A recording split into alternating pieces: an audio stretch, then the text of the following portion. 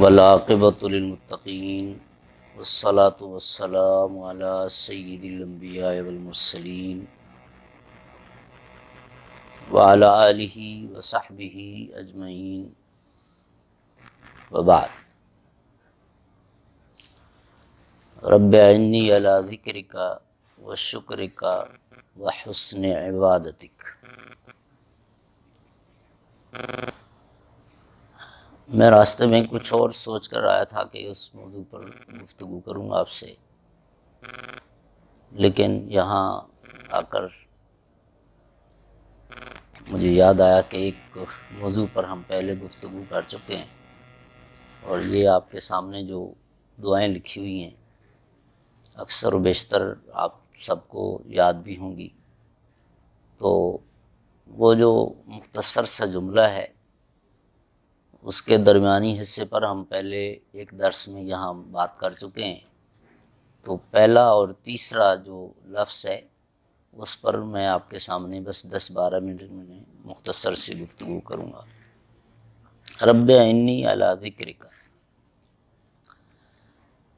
ہم اللہ تعالیٰ سے یہ التجا کر رہے ہوتے ہیں کہ اللہ مجھے یہ مدد چاہیے، تیری توفیق چاہیے کہ میں تجھے یاد رکھوں، تیرا ذکر کرتا رہوں۔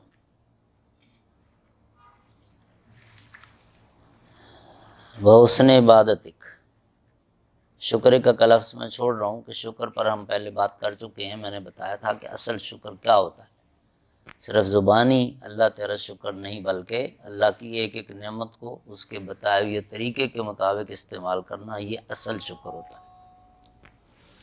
اور جو آخری لفظ ہے وہ حسن عبادتک، اللہ مجھے اس پر بھی آپ کی مدد چاہیے کہ میں تیری عبادت اچھی طرح کر سکوں۔ حضرت عمر فاروق رضی اللہ تعالیٰ عنہ کا ایک بڑا خوبصورت قول ہے۔ بڑے لوگ تھے، ان کی اپنی کچھ اسیسمنٹس تھیں، کچھ تجربات تھے، اور رسول اللہ صلی اللہ علیہ وسلم سے براہ راست جو انہوں نے تربیت حاصل کی تھی، تو بڑی قیمتی باتیں کیا کرتے تھے۔ وہ ایک مرتبہ کہنے لگے کہ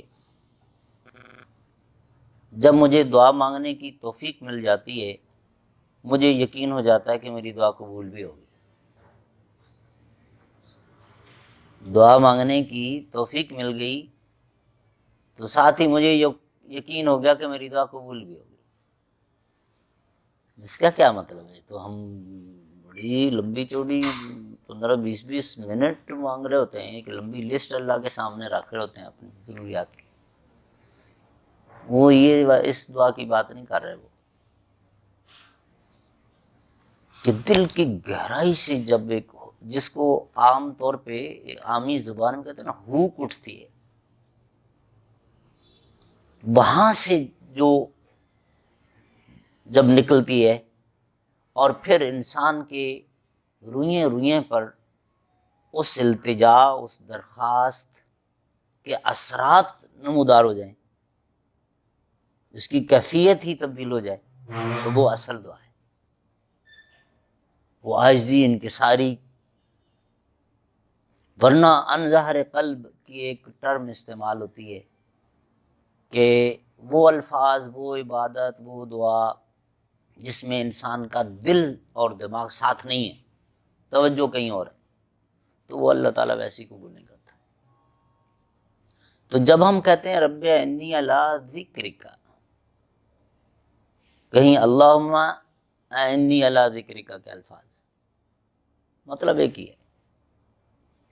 اب یہ ذکر جو ہے، یہ ایک تو ہر معاملے میں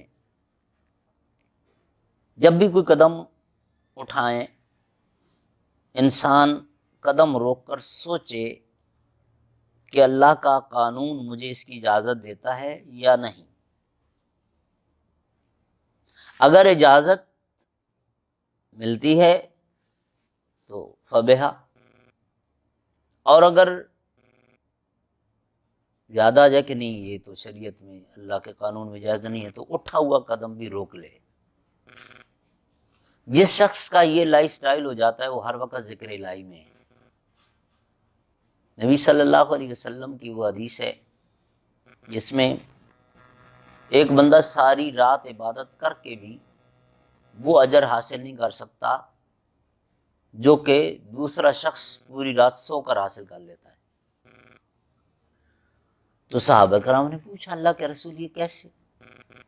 تو آپ صلی اللہ علیہ وسلم نے وضاحت فرمائی کہ وہ کر تو عبادت رہا ہے لیکن طریقہ وہ نہیں جو ہم نے دیا ہے، اپنی مرضی سے لگا ہوا ہے، کچھ بھی کر رہا ہے، اور یہ سویا ہے لیکن یہ ہمارے بتائے ہوئے طریقے کے مطابق سویا ہے۔ وہ طریقہ جی وضو کر کے سوتا ہے، دائیں پہلو پہ سوتا ہے، دعا پڑھ کے سوتا ہے، نیت کر کے سوتا ہے کہ میں تہجد پڑھوں گا یا کم از کم فجر کی نماز با جماعت مسجد میں جا کر پڑھوں گا، یہ سارے آداب ہیں اس میں۔ تو جب اس طرح کا عزم کر کے نیت کر کے تمنا کر کے سوتا ہے تو یہ بظاہر سویا ہوا ہے، نیند کر رہا ہے، لیکن فرشتے اس کے نامہ اعمال میں نیکیاں لکھ رہے ہیں، کتنا اللہ کی طرف سے۔ تو ایک تو ذکر ہے یہ کہ کہیں قانون وائلیٹ نہ ہو اللہ کا کسی بھی معاملے میں۔ دوسرا ذکر جس کو ہم عام طور پہ سبحان اللہ، الحمدللہ، اللہ اکبر، لا الہ الا اللہ، مختلف قرآن پاک کی تلاوت بھی ذکر ہے، تبلیغ بھی ذکر ہے، یہ سب اس میں آتا ہے، عبادت میں شامل ہے۔ تو اب یہ چیزیں جو ہے اذکار، تسبیحات، تلاوت اور یہ تبلیغ یا یہ ساری چیزیں یہ اللہ کی توفیق کے بغیر نہیں ہو سکتی ہیں۔ اعضاء استعمال کرتے ہیں نا، یہ اعضاء اللہ کی دی ہوئی ہیں، یہ اعضاء کام کرنا چھوڑ دیں تو بندہ کیا کرے گا؟ اچھا دل میں ہی اللہ تعالیٰ نہ ڈالے تو بندہ نہیں کرے گا یہ کام۔ اور یہ میں آپ کو بتاؤں پرسنل ایکسپیرینس، بعض اوقات ایسا بھی ہوتا ہے کہ ہم دوسرے کو بتا رہے ہوتے ہیں کہ وہ بتاتے ہیں جی میرے ساتھ یہ پرابلم ہے، یہ پرابلم، ہم اس کو بتا رہے ہوتے ہیں کہ بھائی یہ کیا کرو، یہ پڑھا کرو، یہ پڑھا کرو، اور خود جب اپنے گریبان میں جھانکتے ہیں تو خود وہ ہم نہیں پڑھ رہے ہوتے۔ تو بات یہاں کر ختم ہوتی ہے کہ اللہ کی توفیق سے ہے، اور اللہ کی توفیق ہم مانگ رہے ہیں اللہ سے۔ اب اگر پتہ ہی نہ ہو کہ میں اللہ سے کیا مانگ رہا ہوں، بظاہر الفاظ پڑھ رہا ہوں، اب الفاظ رسول اللہ کے سکھائے ہوئے ہیں اس لیے وہ الفاظ پڑھنے کا ثواب تو انشاءاللہ ملے گا، لیکن جو ان الفاظ کا معنی مفہوم ہے وہ جب تک معلوم نہیں ہوگا تو وہ حاجت پوری نہیں ہوگی، وہ ضرورت پوری نہیں ہوگی۔ یہ دل و دماغ اس کے ساتھ نہیں، پتہ ہی نہیں کہ میں کیا مانگ رہا ہوں اللہ تعالیٰ سے۔ تو اللہم اعنی علی ذکرک کا مطلب ذہن میں رہے، جب فرض نماز کے بعد آپ پڑھ رہے ہیں کہ میں اللہ سے کس چیز میں مدد مانگ رہا ہوں، کہ ایک بات تو یہ کہ اللہ میں چاہتا ہوں کہ میں ہر وقت تجھے یاد رکھوں، ہر معاملے میں، ہر کام کرتے وقت، لین دین، خرید و فروخت، سیاست، معیشت، جاب، بچوں کے ساتھ ڈیلنگ، گھر والوں کے ساتھ معاملات، پڑوسیوں کے ساتھ معاملات، کولیگس کے ساتھ معاملات، سب آرڈینیٹس کے ساتھ معاملات، باس کے ساتھ معاملات، ہر چیز میں، کیونکہ شریعت تو پورا کمپلیٹ کوڈ آف لائف ہے نا، اس میں سب کچھ بتایا ہوا ہے۔ تو اللہ مجھے توفیق دے کہ میں ہر وقت تجھے یاد رکھوں اپنے معاملات میں۔ دوسرا کہ جو تسبیحات ہیں، جو اذکار ہیں، ان کو بڑے خشوع و خضوع، عاجزی، ان کے ساری معنی مفہوم ذہن میں رکھ کے پڑھیں۔ یہ جو ہم نے 33 مرتبہ سبحان اللہ، 33 مرتبہ الحمدللہ، 34 مرتبہ اللہ اکبر، الحمدللہ روٹین بنائی ہوئی ہے، بہت سارے لوگوں نے، خوش قسمت ہے، لیکن وہ جو 140 کی سپیڈ ہے نا، وہاں آ کر کوشچن مارک لگ جاتا ہے۔ سبحان اللہ کا لفظ پڑھا تو ذرا ٹھہر کے غور کر کے، سبحان اللہ، تمام نقائص و عیوب سے اللہ پاک ہے، یہ معنی اپنے تصور میں لا کر الحمدللہ، اللہ میں تیری کس کس نعمت کا شکر ادا کروں۔ جسم کے اوپر ایک ایک بال جو ہے نا اللہ کی بہت بڑی نعمت ہے۔ اللہ اکبر، اللہ تو سب سے بڑا ہے، تیری طاقت سب سے بڑی، تیرا حکم سب سے اوپر، تیرا حق سب سے اوپر، یہ ساری چیزیں۔ اچھا، شکر پر ہم بات کر چکے ہیں، تو آخری لفظ وہ حسن عبادت، اب وہ اس سے ملتا جلتا ہے، یہ جو ابھی میں نے بات کی۔ عبادت ایسی ہو جیسی رسول اللہ صلی اللہ علیہ وسلم نے سکھائی۔ یہ تو ہم پڑھتے ہیں نا حدیث، صلو کما رأیتمونی اصلی، نماز کے متعلق بھی۔ اب جو وہ کوالٹی ہے، وہ جو سٹینڈرڈ ہے، وہ جو معیار ہے، وہ تو جو رسول کی نماز ہے صحابی بھی وہاں نہیں پہنچ سکتا۔ ہم تو کیا نسبت ہے ہماری، لیکن اپنے تئیں کوشش تو ضروری ہے نا کہ بہتر سے بہتر انداز میں نماز بندہ پڑھے بحسن عبادت۔ اور رسول کریم صلی اللہ علیہ وسلم کی وہ حدیث ذہن میں اگر رہے کہ آپ نے فرمایا کہ جب بھی کوئی عمل کرو تو اس کو اپنی زندگی کا آخری عمل سمجھ کے کرو۔ نماز بھی پڑھو تو سمجھو بس یہ آخری نماز ہے، اگلی نماز سے پہلے پہلے اللہ کے پاس چلے جانا ہے مجھے۔ تو ذرا خیال کریں کہ اگر ایک بندے کے ڈیتھ وارنٹ پر سائن ہو چکے ہوں اور پھانسی گھاٹ میں وہ بندہ بیٹھا ہے اور اس کو جیل کا عملہ قیدی آئے، آپ کا بلاوا آ گیا اور اگلے 10 منٹ میں آپ کو ہینگ کرنا ہے، اور اس 10 منٹ میں آپ کچھ کرنا چاہیں تو بتائیں۔ اس وقت اگر وہ بندہ کہے کہ مجھے 2 رکعتیں پڑھنے دیں، وہ کیسی پڑھے گا؟ 17واں پارہ کہاں سے شروع ہوتا ہے؟ اقترب للناس حسابهم وهم غافلون۔ لوگوں کو پتہ ہی نہیں۔ ہم عام طور پہ والدین بچوں کو سمجھا، بیٹا تمہارا کل پیپر ہے، پرسوں تمہارا ٹیسٹ ہے، تم ابھی کرکٹ کھیل رہے ہو۔ اب یہ مطلب سمجھنے کے لیے بات کر رہے ہیں۔ تو وہ حسن عبادت، ایک ایسی عبادت جو اللہ کے ہاں قبول ہو۔ سنن نبی داؤد شریف کی حدیث بیان کر کے اس پر چند نکات اور بات ختم کرتا ہوں۔ ما من عبد ينصرف من الصلاة وما كتب له الا عشرها او تسعها او ثمنها او سبعها او سدسها او خمسها او ربعها او ثلثها او نصفها۔ بعض اوقات بندہ اللہ اکبر سے نماز شروع کرتا ہے، السلام علیکم ورحمۃ اللہ تک پوری نماز پڑھتا ہے، اور اپنے طور پہ یہ سمجھ رہا ہوتا ہے کہ مجھے پورا ثواب ملے گا، 100%، کوئی چیز چھوڑی نہیں۔ لیکن اس کے نامہ اعمال میں نیکیوں کا اندراج جب ہونے لگتا ہے تو بعض اوقات 9 حصے ڈیڈکشن ہو جاتی ہے، صرف 10واں حصہ مل رہا ہوتا ہے اس کو۔ بعض اوقات 9واں حصہ، بعض اوقات 8واں، 7واں، 6واں، 5واں، 4تھا، تیسرا، بعض اوقات 50-50 آدھا۔ اب اللہ تو وَمَن يَعْمَلْ مِثْقَالَ ذَرَّةٍ خَيْرًا يَرَهُ، اتنا عادل منصف بادشاہ، دنیا اس انصاف کو تصور بھی نہیں کر سکتی۔ اور پھر کانٹا، یہ کمپیوٹرائزڈ کا لفظ ہمارے پاس آخری لفظ ہے، اس کے بعد کوئی لفظ نہیں ہے۔ یہ کمپیوٹرائزڈ، یہ لفظ چھوٹا ہے اللہ تعالیٰ کے اس نظام عدل کی ایکوریسی کو ناپنے کے لیے۔ تو وہاں ایسا کیوں ہو رہا ہے کہ بندے کا جناب 9 حصے کٹوتی ہو گئی، صرف 1 حصہ مل رہا ہے، اور پھر تو اب وہاں پر پھر آپ صلی اللہ علیہ وسلم کی باقی احادیث ہمارے سامنے آ جاتی ہیں کہ ذرا غور کریں اپنی نماز پر کہ آپ کر کیا رہے ہوتے ہیں نماز میں، کھڑے کیسے ہوتے ہیں۔ بلکہ وضو سے دیکھ لیں نا، وضو ہی کتنا ہم اہتمام کے ساتھ صحیح کرتے ہیں، وضو میں کتنی غلطیاں کر کے آ رہے ہوتے ہیں، نیت ہی میں کتنا فطور ہوتا ہے۔ عبادت کی نیت سے آ رہے ہیں یا آدھا گھنٹہ ریسٹ کی نیت سے آ رہے ہیں؟ امام صاحب کو حاضری لگوانے کے لیے آ رہے ہیں یا کوئی اور مقصد ہے. یہ بہت سارے مسائل ہیں ہمارے ساتھ. شیطان تو ہر طرف سے گھیرتا ہے نا، شکار کرتا ہے. اور اس کے بعد نماز میں کھڑے ہیں، کیسے کھڑے ہیں، صف بندی ٹھیک نہیں ہے، پھر جو عبارت پڑھ رہے ہیں اس کا معنی مفہوم پتہ نہیں ہے، اس میں سپیڈ ایسی ہے، غور و فکر ہی نہیں ہے. تو یہ ساری چیزیں سبب بنتی ہیں کہ اس کے اجر و ثواب میں کٹوتی ہوتی رہتی ہے، کٹوتی ہوتی رہتی ہے.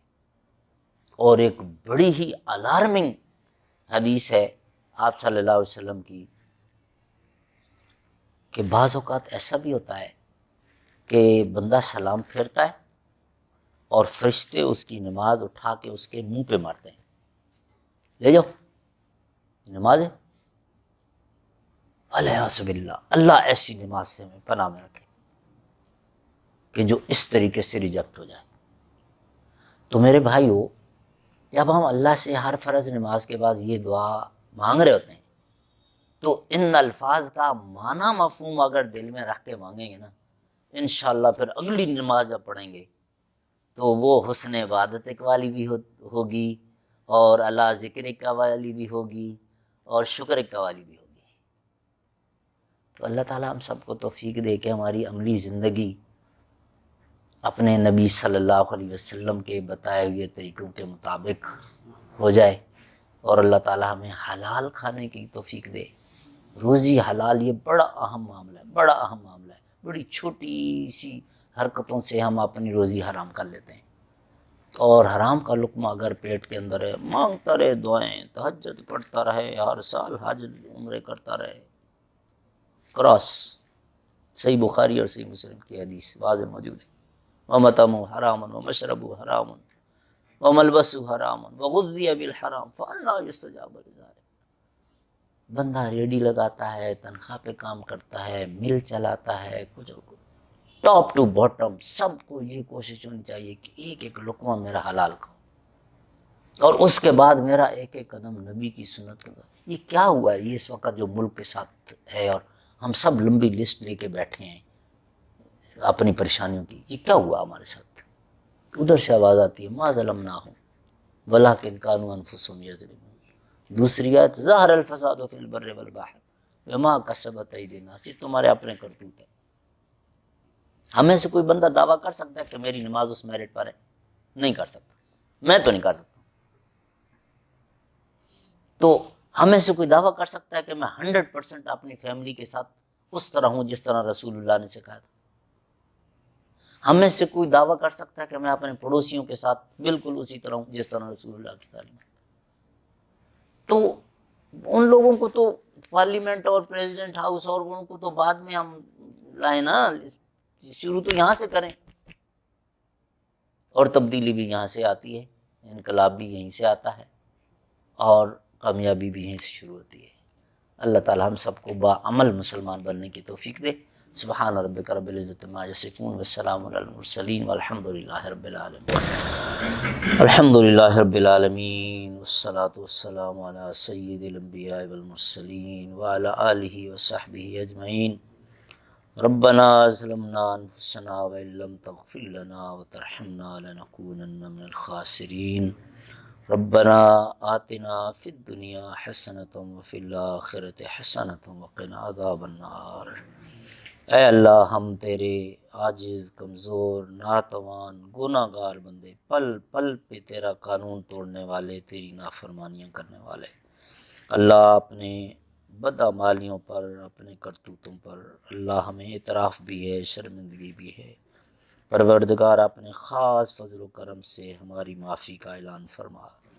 اے اللہ، اس وقت جن پریشان کن حالات میں ہم پھنس چکے ہیں، بلا شبہ یہ تیری طرف سے ظلم نہیں ہے، یہ ہمارے اپنے کرتوت ہیں. ہم اس کا اعتراف کرتے ہیں. اللہ، نکلنے کی سبیل پیدا فرما. اللہ، ہم سب کو اپنی اصلاح کرنے کی توفیق عطا فرما. ہم سب کو بھولا ہوا سبق یاد کرنے کی توفیق عطا فرما. اپنے نبی کے اسوہ حسنہ پر چلنے کی توفیق عطا فرما. اے اللہ، جس کی اولاد نہیں ہے تجھ سے اولاد مانگتا ہے، تو اس کو نیک اور صالح اولاد عطا فرما. جس کے پاس اولاد ہے اللہ، اس اولاد کو اپنے والدین کے لیے صدقہ جاریہ بننے کی توفیق عطا فرما دے. اے اللہ جس کے پاس روزگار نہیں ہے اس کو حلال روزگار عطا فرما۔